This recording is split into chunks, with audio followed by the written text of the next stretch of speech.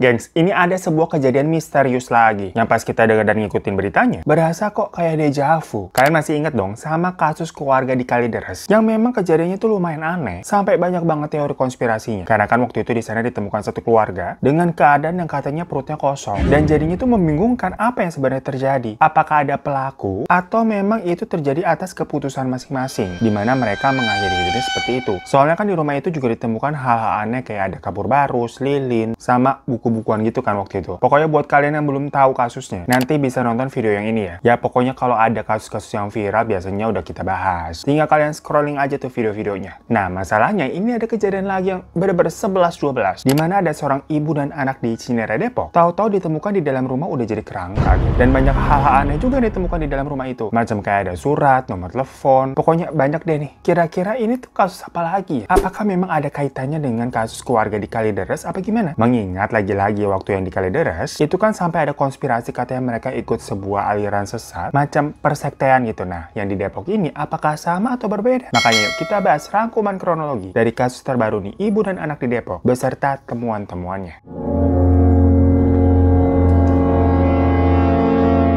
Jadi pada hari Kamis kemarin di tanggal 7 September, tepatnya di perumahan Bukit Cinere Indah Depok, beberapa warga ini melaporkan tentang sebuah rumah yang dihuni oleh ibu dan anak. Di mana sang ibu ini bernama Grace Arijani Harapan berusia 65 tahun dan anaknya bernama David Arianto berusia 38 tahun. Jadi konteksnya di sini David walaupun anak tapi ya sudah berumur juga ya, sudah tua 38 tahun. Yang mana mereka itu sudah tinggal di rumah tersebut selama 30 tahun lamanya, gengs. Jadi udah dari sekitar tahun 19 berapa tuh, 86 atau 87-an lah. Namun di tahun 2011, sang kepala keluarga atau suami dari Ibu Grace, ayah dari David juga ya, itu meninggal karena sakit. Dan semenjak itulah, Ibu Grace sama David ini hanya tinggal berdua aja di rumah tersebut. Dan menurut warga sama ketua RT di sana, Ibu Grace ataupun anaknya David itu memang terlihat sangat tertutup dan nggak pernah berbaur dengan warga sekitar, gengs. Dari dulu, bukannya tahu-tahu hanya baru-baru ini ya, dari dulu memang sudah seperti menjauhkan diri. Yang basicnya berarti ini memang mungkin orangnya introvert tertutup. Sampai-sampai katanya Ibu Grace ini pun menolak untuk dimasukkan ke grup WhatsApp kompleks. Jadi bener-bener segitunya nih. Padahal kan maksudnya kalau cuma sekedar masuk ke grup WhatsApp di rasa-rasa berisik itu tinggal di-mute aja ya. Tapi kita jadi punya gambaran seberapa tertutupnya keluarga ini. Tetangga depan rumahnya pun mengaku walaupun Bu Grace ini semacam apa ya, tidak open dengan sekitarnya. Tetapi saat dia mencoba untuk tetap apa ya, bertegur sapa, kayak semacam mengajak lari bareng dan segala macam,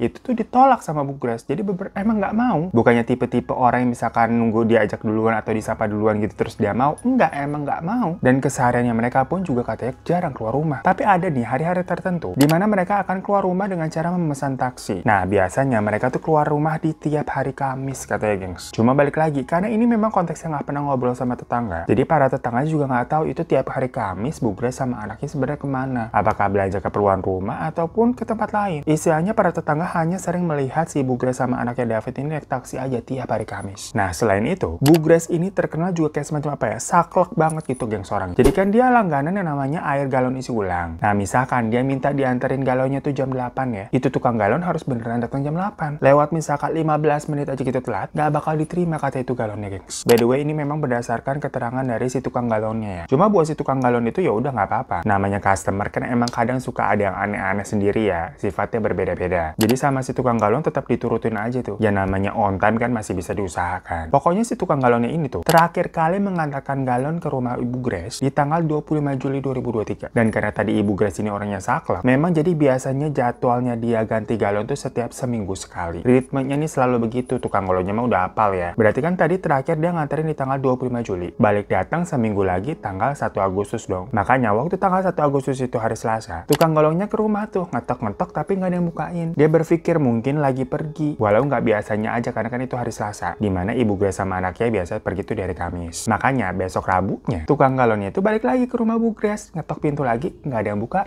Dan itu terakhir kali sih tukang galon ke sana. Waktu terus berjalan nih sampai tadi di tanggal 7 September, yang mana sebenarnya selama bulan Agustus itu ya, para warga ini nggak melihat lagi keberadaannya Bu Grace sama David keluar rumah. Selain memang rumahnya selalu tertutup rapat, yang biasanya mereka hari Kamis terlihat keluar rumah, ini kok nggak nongol-nongol sebulan full. Cuma balik lagi ya, karena Bu Grace sama anak ini memang tidak dekat dengan tetangga-tetangga sekitar. Jadi misalkan ada tetangga yang ngeh nih, kok saya nggak ngeliat Bu Grace lagi nih hari Kamis. Ya besok-besoknya lupa. Karena kan Bu Grace sama anaknya ini memang nggak keluar rumah kalau kecuali hari Kamis. Nah tapi kok lama-lama makin mencurigakan. Karena selain nggak kelihatan keluar rumah, lampu di rumah tersebut tuh juga kagak nyala. Makanya akhirnya beberapa tetangga itu mencoba lapor ke Satpam untuk menyuruh ngecek ke rumahnya Bu Grace. Satpam di perumahan tersebut yang bernama Jafar akhirnya ke sana tuh didampingi oleh tukang kebun dan RT setempat di sekitar jam 9.30 pagi. Pas diketok-ketok sama tuh nggak ada orang keluar. Dan karena pagarnya dikunci posisinya, jadi Satpamnya ini sampai manjat ke atas pagar, gengs. Cuma kan di situ ada RT juga sebagai saksi ya, maksudnya Satpam ini nggak ada niatan jahat. Dari halaman depannya sudah terlihat memang ini sepertinya rumahnya tidak terawat. Ya orang yang punya aja sebulan nggak kelihatan. Dan karena sudah masuk di area depan rumah, diketok-ketok lagi tuh pintunya tuh, tetap nggak ada jawaban. Kebetulan di situ kan juga ada garasi ya. Nah pas dicoba pintu garasinya dibuka, bisa. Tetapi dari dalam situ pas pintu garasinya dibuka, langsung tercium aroma busuk yang nggak enak nih. Merasa ada yang janggal, Pak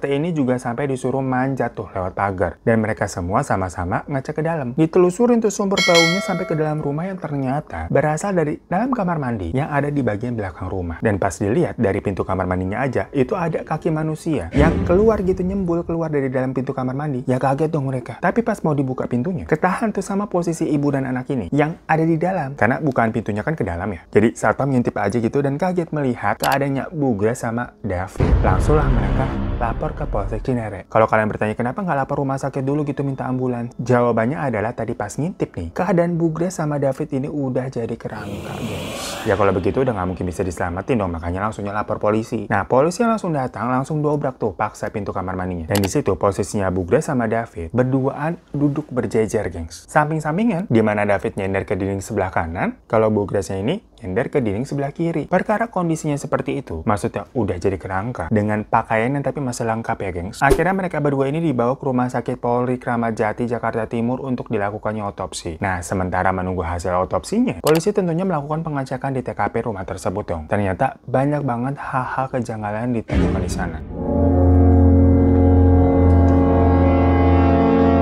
Kejanggalan yang pertama, di dalam kamar mandi tadi tuh ditemukannya botol minum dan bungkus coklat yang ada di dekat mereka berdua. Nah, hal ini sih lagi diteliti. Apakah minuman tersebut dan sisa bungkus coklatan tadi mengandung sesuatu zat-zat yang berbahaya gitu, macam racun dan sebagainya. Karena kalau enggak, buat apa sampai dibawa ke kamar mandi? Selain hal aneh itu ya, kayak ada minuman sama coklat dibawa ke kamar mandi, yang mana juga coklat udah habis ya, tinggal bungkusnya doang. Ada juga bantal, gengs, di sana yang dibawa sampai ke kamar mandi. Jadi kan di sini dicurigai memang sudah prepare atau gimana ya? Sampai bawa bantal ke kamar mandi gitu biar nyaman. Tapi kalau begitu kenapa harus di kamar mandi? Kalau misalkan memang sudah prepare gitu ingin mengakhiri, ya di kamar tidur gitu kan? Kenapa harus di kamar mandi? Nah makanya kan sebenarnya ada dugaan kalau mereka ini mengkonsumsi racun yang membuat tubuh mereka panas, sampai biasanya tuh refleksnya mencari tempat yang dingin dan ada airnya gitu. Makanya sampailah ke kamar mandi. Nah tapi kenapa sempat-sempatnya bawa bantal? Terkesannya udah siap. Jadi kan aneh ya. Nah, selain itu ada juga temuan-temuan lainnya. Yang lanjut lagi kita ke meja dapur, di mana di situ ada kertas berisikan 2 nomor telepon dari 2 orang yang bernama Stevin dan Ibu Catherine Harapan. Yang seakan-akan Stevin sama Ibu Catherine ini menjadi orang yang harus ditelepon di saat siapapun menemukan Ibu Grace sama si David. Macam kayak 2 kontak emergency gitu loh, gengs. Nah, makanya di sini polisi lagi mencari tahu nih, 2 orang tersebut ada kaitannya apa dengan semua ini. Namun kejanggalan yang paling mencolok itu ditemukannya catatan di laptop. Jadi kayak apa sih,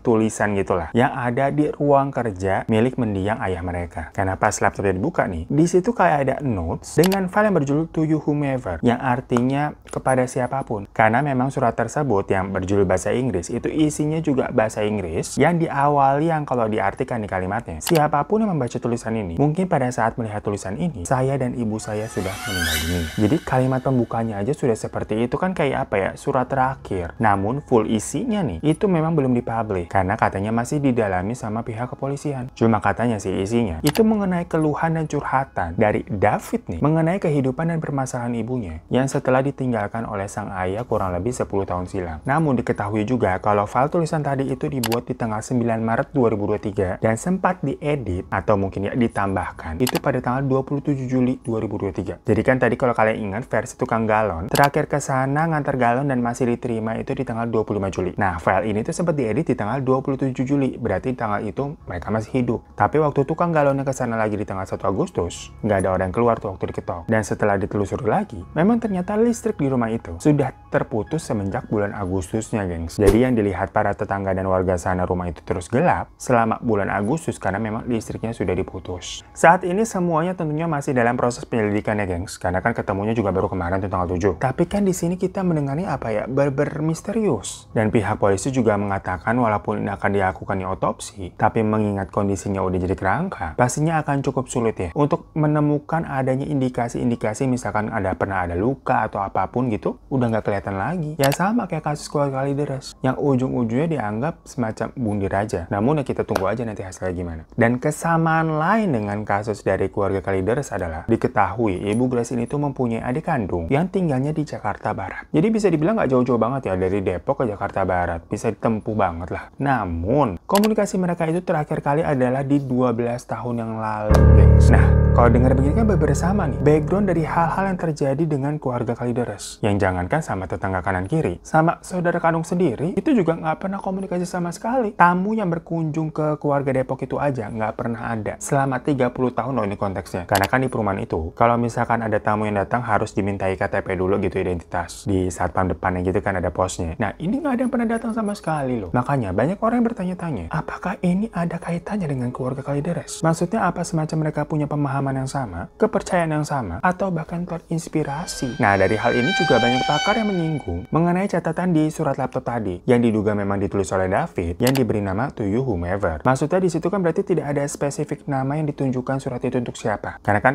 whomever berarti siapapun ya, siapa aja dia yang baca. Yang jangan-jangan memang sepertinya David ini semacam terisolasi, nggak punya siapa-siapa yang dia kenal selain ibunya, yang padahal usianya 38 tahun loh. Saudara nggak dekat, tetangga nggak ada, teman pun juga kemungkinan besar nggak ada yang pernah berkunjung ke rumahnya dia. Jadi hal-hal di surat itu yang diduga adalah isian curahan hati, keluh kesah kehidupannya, yang mungkin saja David ini memang semacam mengalami depresi, tapi nggak ada orang yang bisa dia tumpahkan untuk itu semua. Jadi surat itu ya ditunjukkan untuk siapa saja, karena dia nggak punya spesifik tujuan orang untuk dicurahkan unek-uneknya. Nah, jika begitu, apakah ada kemungkinan kalau pelaku atau pencetus kematian dari kejadian ini adalah David? Lagi-lagi kita ngambilnya selalu kasus di keluarga Kalideres ya, karena ya itu, ini mirip banget, dimana kalau di Kalideres, itu kan memang dipercaya jika anak mereka yang menjadi dalang atau eksekutornya. Karena dari timing kematiannya dilihat yang paling akhir. Nah, kalau menurut kalian gimana? Komen di bawah. So itu guys, rangkuman mengenai kasus terbaru dari ibu dan anak di Depok yang ditemukannya tahu-tahu udah jadi kerangka. Kira-kira hasilnya apakah akan sama dengan kasus keluarga Kalideres? Yang sebenarnya waktu itu juga banyak yang gantung ya. Nggak ditemukan hasil yang pasti apakah itu memang murni bundir, adanya pembunuhan atau apa. Jikalau memang seperti itu, apakah itu keputusan bersama atau memang ada pelaku yang mendalangi kejadiannya? Ya tentunya untuk kasus yang di Depok ini kita tunggu saja update dari kepolisian, terutama dari surat isi yang tadi tuh, To You Whomever-nya. Yang penasaran juga ya kita, ini apa sih sebenarnya isi suratnya? Karena kan tadi tujuan whomever sendiri tidak menandakan khusus untuk siapapun, berarti harusnya bisa dibaca dan boleh dibaca untuk publik dong. Publik ini setidaknya bisa mengetahui. Karena kan general tidak ditunjukkan private ke seseorang. Ya tapi tadi kalau kata pihak kepolisian, katanya masih ditranslate tuh, mengingat isinya kan bahasa Inggris. Dan katanya belum sempurna nih terjemahannya. Well ya mungkin makanya bisa dilempar ke publik aja. Karena banyak pastinya nih di sini yang bisa jadi translator kan. Nah makanya buat kalian yang punya dugaan-dugaan atau pendapat lain mengenai kasus ini, silahkan boleh komen di bawah ya. Maaf kalau ada salah-salah kata, dan terima kasih udah nonton. Sampai jumpa lagi di Mrs. Ting selanjutnya. Assalamualaikum.